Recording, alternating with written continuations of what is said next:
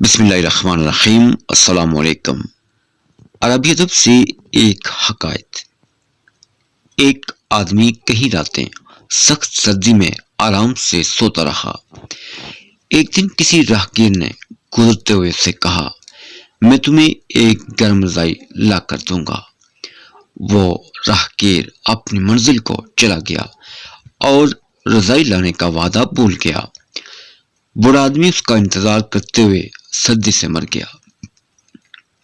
لوگوں کو اس کی لاش کے پاس ایک محفوظ رکا ملا۔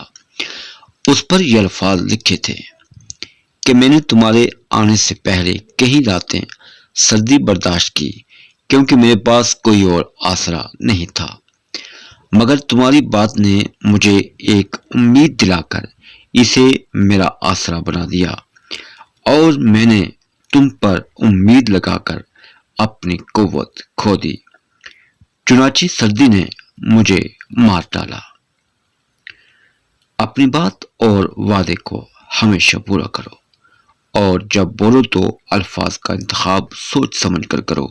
اگر تمہاری امید کسی کو تسلی اور سہارا دے سکتی ہے تو اسے توڑ بھی سکتی ہے۔